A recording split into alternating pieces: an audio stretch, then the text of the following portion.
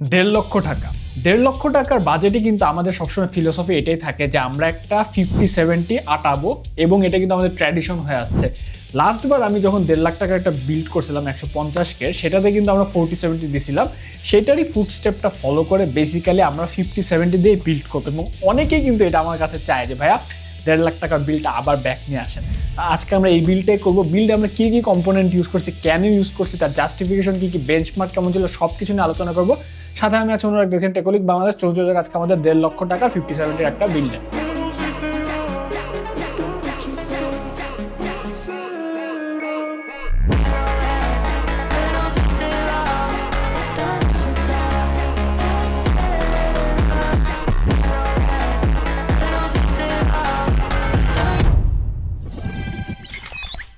দেড় লক্ষ টাকার বিল্ডে আমাদের যে লাস্ট বিল্ড ছিল সেটার ফুটস্টেপটা অনুসরণ করে আমরা যে প্রসেসরটা ইউজ করতেছি সেটা হচ্ছে Ryzen 7 7700। আমার পাশে দেখতে পাচ্ছেন 8 কোর 16 থ্রেডের ইনসেনলি একটা পাওয়ারফুল প্রসেসর, এবং হালের সব থেকে মানে ক্রেজ যেটা যে প্রসেসরের, এটা কিন্তু সেইটা। এটার দামটা হচ্ছে 21,000 টাকার আশপাশে পড়বে। এইটার পারফরমেন্সের এখন কি অবস্থা সেটা তো আমরা পরবর্তীতে যে দেখবো, but this is the default choice, ঠিক আছে? এখানে আসলে আর কিছু বলার নাই। বাট যেটা নিয়ে বলার আছে, আমার পাশে যে মাদারবোর্ডটা দেখতে পারতেছেন, এইটা কিন্তু আমরা মনে হয় বাংলাদেশে প্রথম আমরাই ভিডিওটা করতেছি, এবং খুবই অ্যাপ্রোপ্রিয়েট মাদারবোর্ড এই বিল্ডের জন্য। সেটা হচ্ছে গিগাবাইটের B850M D3HP মাদারবোর্ড। এই বিল্ডটা করার ক্ষেত্রে বা 50 সিরিজের গ্রাফিক্স কার্ডের ক্ষেত্রে সবার কিন্তু একটা কোয়েশ্চেনই থাকে যে ভাইয়া 50 সিরিজে কিন্তু PCI Gen 5 আসছে, তাহলে কি আমরা 650 যে মাদারবোর্ডগুলো আছে সেগুলোকে নিব? সেটা তো PCI 4 হয়ে যায়। হ্যাঁ, PCI 4 আর PCI 5, আপনারা যদি PCI 4 লেনে যদি 16 লেনে যদি আপনারা 50 সিরিজের কোনো কার্ড দেন, খুব একটা পারফরমেন্স লস করে না, ইটস ট্রু। কিন্তু আমরা চিন্তা করলাম যে বাজেটের মধ্যে যদি এমন একটা মাদারবোর্ড এসে যায় যেটা হচ্ছে PCI Gen 5 16 লেনের সাপোর্ট থাকতেছে, আবার SSD লেনেও PCI Gen 5 এর সাপোর্ট থাকতেছে, এর জন্য আমরা যেটা পিক করতেছি সেটা হচ্ছে গিগাবাইটের B850M D3HP মাদারবোর্ডটা। এটা আমার পাশে দেখতে পাচ্ছেন, এবং এইটার প্রাইস ইনসেইনলি গুড, মাত্র 18,000 টাকা। 18,000 টাকার একটা বোর্ড আপনারা PCI Gen 5 পাচ্ছেন, যেটা কিন্তু আমাদের যে ভিডিওর যে মেইন থিমটা, মেইন গ্রাফিক্স কার্ডের যে বটলনেকিং ফ্যাক্টরগুলো আছে এটাকে খুব সুন্দর করে কমপ্লিমেন্ট করে দেয়। তার সাথে যেহেতু PCI Gen 5 SSD সামনে আসতেছে, সেটা কিন্তু ফিউচার, এটাতে কিন্তু PCI Gen 5 এর স্লটও আছে, এবং দামটা খুবই নাইস। 5+2+2 অর্থাৎ 7 ফেজের হচ্ছে ডিজিটাল VRM সলিউশন আছে। খুব একটা সলিড মনে হচ্ছে না, বাট সেটা আমরা বেঞ্চমার্কে দেখবো কি অবস্থা। র্যাম নিয়ে একটু আমরা কথাবার্তা বলি। র্যামের ক্ষেত্রে আমরা যেটা পিক করছি সেটা হচ্ছে আমাদের Corsair Vengeance DDR5 30 টাইমিংয়ের র্যামটা 16GB 6000 MHz। এটার দামটা হচ্ছে 6,500 টাকার আশপাশে, বা 7,000 টাকা, 7,000 টাকার আশপাশে। তো এইটা হচ্ছে আপনারা 28 টাইমিংয়েরও আছে, আরেকটু বেশি পড়ে, বাট 30 টাইমিং ইজ ফাইন। এটাকে আপনারা এক্সপো সাপোর্টেড খুবই স্টেবলভাবে চালাতে পারবেন, কোনো রকমের কোনো প্যারা নাই। তো SSD হিসেবে আমরা যেটা পিক করতেছি সেটা একটু দেখাই দিই। আমরা একটু কোরসায়ারেই থাকি, সেটা হচ্ছে Corsair MB600 Pro NH, which is যেখানে বলা আছে 7,000 MBPS sequential read, 5,700 MBPS sequential right, এগুলো বলা থাকবে। But the most important thing about this SSD is যে এটা একটা DRAM ক্যাশওয়ালা SSD, অর্থাৎ এখানে কিন্তু আপনারা লং টাইমে সাস্টেইনড পারফরমেন্স পাবেন, এবং দামটাও কিন্তু খুব একটা যে বেশি তা না, মাত্র 10,000 টাকার আশপাশে। TBW রেটিং ওয়াইজ এই SSDটা মার্কেটে একটা সুখ্যাতি আছে। তো আমাদের যেহেতু 1.5 লাখ টাকা একটা বিল্ডের পিছনে আমরা খরচ করতেছি, তার জন্য এটাই থাক, সমস্যা নাই। এখন আমাদের যেটা নিয়ে কথা বলতে হবে, এই বিল্ডে আমরা কোন গ্রাফিক্স কার্ডটা ইউজ করছে, 5070 ইউজ করছে ট্রু, সেটা একটু চলুন দেখি। গ্রাফিক্স কার্ড হিসেবে আমরা যেটা পিক করছি সেটা হচ্ছে যে PNY Geforce RTX 5070 triple fan এডিশনটা। এইটা হচ্ছে PNY GPU, এবং এটার দামটা আগে বলে রাখি, মাত্র 83,000 টাকা, এবং যেটা কিন্তু পরবর্তীতে আরেকটু কমার চান্স আছে, ঠিক আছে? তো 83,000 টাকায় অ্যাবসোলুট ব্যাঙ্গার একটা গ্রাফিক্স কার্ড। এটা নিয়ে আমি ধুমায় বেঞ্চমার্ক করছি, একটা গেমও প্রায় অলমোস্ট শেষ করে ফেলছি, স্পাইডারম্যান 2টা রে ট্রেসিং অন টন করে। তারপরে হচ্ছে আপনার AI ডেভেলপমেন্টের যে কাজগুলো আছে, কিছু AI বেঞ্চমার্ক সবই রান করছি। ইনসেন অ্যামাউন্টের পারফরমেন্স দিয়েছে। পারফরমেন্সের ক্ষেত্রে কোনো রকমে এটা থার্মাল ভ্যালু অর্থাৎ টেম্পারেচার 70 ডিগ্রি সেলসিয়াস উপরে যায় না, যেটা আমরা একটু বেঞ্চমার্কে আরও কথাবার্তা তো বলবোই। তো 83,000 টাকা আমার মনে হয়েছে এই মুহূর্তে এটা কিন্তু ব্যাং ফর দ্য বাক, ফুল ওয়ারেন্টিফাইড আছে, আপনারা যেটা ওয়ারেন্টি পান সেটাই পাবেন। তো অফকোর্স এটা আমাদের এই বিল্ডের জন্য পিক। ইউজুয়ালি আমি আমার কোনো বিল্ডগুলোতে দেখা যায় যে অনেক চাপাচাপি করতে হচ্ছে, তো কুলার অ্যাড করি না, কুলারটা পরবর্তীতে নিতে বলি। বাট 7700 জন্য কুলারটা প্রথম দিকে নিতে পারলেই ভালো। তো আমার কাছে আর কোনো অপশন ছিল না, তো আমরা হচ্ছে ডিপকুলের AK400 জিরো ডার্ক প্লাস এই কুলারটা নিয়েছি। এটার দামটা একটু বেশি, 3600 টাকার আশপাশে পড়ে। বাট এই কুলারটা একটা সলিড কুলার, 7700 জন্য ইটস ভেরি গুড, মানে ওয়েল ডিফাইনিং একটা কুলার, কোনো প্যারা নাই। তো এটা আপনারা নিতে পারেন। আর তার সাথে যেহেতু কুলারের কথা বললাম, একটু পাওয়ার সাপ্লাই নিয়েও কথাটাও বলি। পাওয়ার সাপ্লাই হিসেবে যেটা আমরা ইউজ করছি সেটা হচ্ছে অ্যান্টেকের B750 এই পাওয়ার সাপ্লাইটা। এটা 750 ওয়াটের একটা পাওয়ার সাপ্লাই। তো 5070 প্লাস 7700 জন্য ইটস মোর দেন ইনাফ, খুবই ভালো হেডরুম থাকবে। 5070টা টিডিপিটা আমার ইউজেছে 185 ওয়াট থেকে 190 ওয়াট এর মধ্যে গেছিলো খুব প্রেশার পড়লে। এবং Ryzen 7 7700 যদি আপনারা পিবিও অন করেন তাহলে একটু 125 ওয়াটের আশপাশে যায়। তো ম্যাক্সিমাম ক্ষেত্রেও কিন্তু এটা কিন্তু 750-এর আশপাশে যাবে না। এবং এটার যে পাওয়ার সাপ্লাই, এটার পিছনেও সমস্ত রকমের রেটিং দেওয়া আছে। এটা ট্রানজিয়েন্টও 5%-এর মধ্যে আসে। তো 5070-র যে স্পাইকগুলো আছে সেটাকেও হ্যান্ডেল করতে কিন্তু খুব একটা সমস্যা হবে না। তো এটার দামটা হচ্ছে 6100 টাকার মতো, খুবই নাইস একটা প্রাইস। তো এটা আমরা নিচ্ছি, আপনারা যদি অন্য পাওয়ার সাপ্লাই নিতে চান you can go for it, but আমাদের জন্য এটাই। তো এইগুলা গেলে এখন যেটা দেখতে হবে এই বিল্ডে আমরা কেসিং হিসেবে কি ইউজ করছি।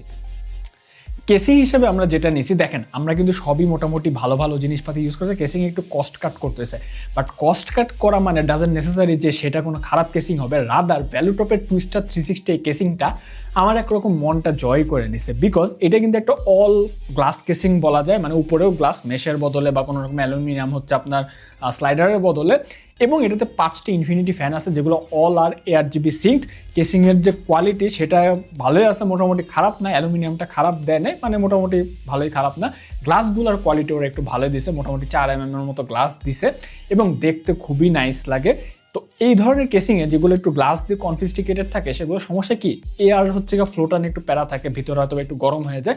বাট আমি যখন রেড ট্রেসিং অন করে ইভেন স্পাইডারম্যান 2টা খেলছি না ধুমায়, তখনও কিন্তু আটকা থাকা অবস্থায় দেখলাম যে জিপিও ওভারহিট হচ্ছে না, খুব ভালো টেম্পারেচারে মেনটেন করতেছে। সিপিও হচ্ছে মোটামুটি কিন্তু ভালো একটা রেঞ্জেই আছে, 70-এর ঘরেই কিন্তু থাকে।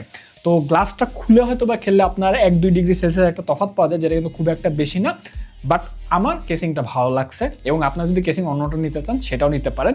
5টি ইনফিনিটি ফ্যানের কিন্তু আপনার ইনটেক আউটটেক বেশ ভালো। বাট কেন জানি ভ্যালুটপের এই কেসিংটা ওরা একটু তাড়াহুড়া করে দিয়েছে, এইখানে 2টা ফ্যানটা ভুলে দেয় না। বাট এখানে 5টা ফ্যানই থাকে, আমার এটাতে 3টা আছে, এটা একটা বলে নিলাম। বাট এখানে কেন জানি ওরা ভুলে দেয় না, মনে হয় তাড়াহুড়া করে পাঠাতে যা হচ্ছে হয়ে গেছে। যাই হোক, এই কেসিংটা যেমনটা বললাম 3300 টাকা, এটা আমাদের জন্য থাকবে, খুবই নাইস লাগে পাশে থাকলে। আমাদের এই টোটাল বিলটা 1,52,000 টাকা আসে। তো এখনই আপনারা বলবেন যে ভাই আপনি 1.5 লাখ টাকার বিল বানাইছেন, বাট আমি আমার বিল্ডে যেটা করি, সাধারণত আমরা হচ্ছে বিল্ডে কুলার অ্যাড করি না, পরবর্তীতে লাগানোর জন্য রাখি। রাদার আমরা সিপিইউ বা জিপিইউতে কোর কম্পোনেন্টে অনেক ম্যাক্সিমাইজ করি, আমরা করার ট্রাই করে থাকি। তো আপনারা যদি এই বিলটা হচ্ছে বাদ দিয়ে দেন, কুলার বাদ দিয়ে দেন, কুলার ছাড়া যদি নেন তাহলে 1,48,500 টাকায় পাবেন। আর যদি আপনারা কুলার সহ নেন 1,52,000 টাকা পাবেন। 2টা অপশনই থাকো, কোনটা নেবেন এটা আপনার ইচ্ছা। বাট আমার মনে হয় কুলার সহ নিলে আপনারা ভালো করবেন। আর যদি মনে করেন যে না আমার 1.5 লাখ টাকার মধ্যে লাগবেন, তাহলে কুলারটাতে একটু চিপ আউট করতে হবে, AG400 বা AK400 নিতে পারেন, সেই ক্ষেত্রে কিন্তু দাম কিছুটা কমে আসবে। তো এই ছিল আমাদের মোটামুটি বিল, আমরা টেকলাইন থেকে কালেক্ট করছি। এটা আপনারা হচ্ছে আমার রেফারেন্স দেন, তাহলে আপনারা এটা পেয়ে যাবেন। তো এখন হচ্ছে আমরা এই বিলটার ক্যালিবার কেমন, পারফরমেন্স কেমন করতেছি সেটা একটু চলুন দেখা যাক। প্রথমে আমরা যখন হচ্ছে সিনথেটিক বেঞ্চমার্কে গিগ বেঞ্চ দিয়ে শুরু করি, তখন দেখলাম যে সিঙ্গেল করে কিন্তু 2904 এবং মাল্টি করে 13,047-এর মতো 7,700 স্কোর পুশ করছে, হুইচ ইজ কিন্তু হিউজ। মানে এটাতে আমি একটু প্রিসিশন বুস্ট ওভারড্রাইভটা অন করে নিয়েছিলাম, তারপরও এই ধরনের স্কোর, মানে 850 মাদারবোর্ডটা কিন্তু এই প্রসেসরকে খুব ভালো মতো সাপোর্ট দিচ্ছে বলা যায়। এবং প্রসেসরও কিন্তু আপনার PCI 5 লেন আছে, PCI 5 লেনে আপনার সিপিইউ, জিপিইউ, এসএসডি সব আপনার কানেক্ট হয়ে যাবে যদি Zen 5 এসএসডি কোনো এককালে নেন। হিউজ অপরচুনিটি এবং আপগ্রেডের কিন্তু হেডরুম থাকতেছে। ওপেন সিএলে যখন আমরা একটু আমাদের 5070 বাবাজিকে মাপলাম, তখন দেখলাম যে 1,85,928-এর মতো স্কোর পুশ করে, এটাও একদম পারফেক্ট, খুবই ভালো স্কোর।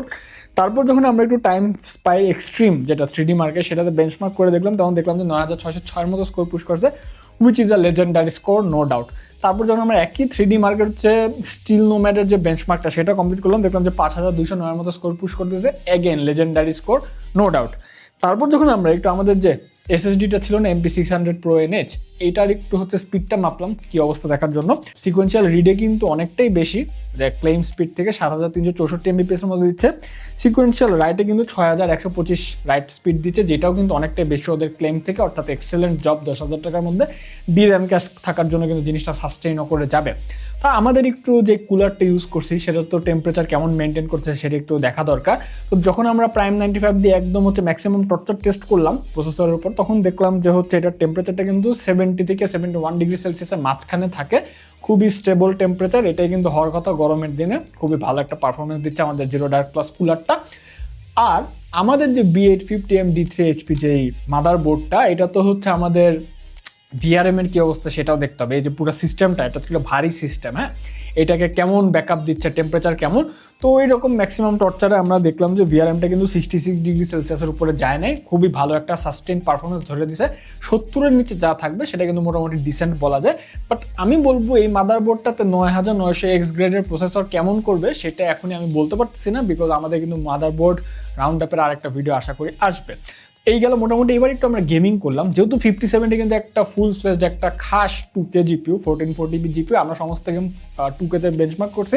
এর মধ্যে যখন আমি স্পাইডারম্যান 2টা নিজে ভেরিয়াই প্রিসেটে খেলছি কোনো রকমের আপস্কেলিং অথবা রে ট্রেসিং ছাড়া, আমি বেঞ্চমার্কটা হচ্ছে রে ট্রেসিং হচ্ছে হাই মোডে দিয়ে বলতেছি, দেখলাম যে অ্যাভারেজে কিন্তু 62 FPS এবং 1% হতে 41 FPS এর মতো দিচ্ছে।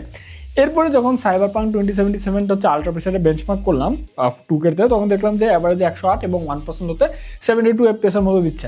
সবার লাস্টে যখন আমরা হরাইজন ফরবিডেন ওয়েস্ট এই গেমটা আমরা বেঞ্চমার্ক করলাম 2K-তে, তখন দেখলাম যে ভেরি অ্যাপ্রিসিয়েট এটা অ্যাভারেজে 99 FPS এবং 1% হতে 67 FPS এর মতো দিচ্ছে।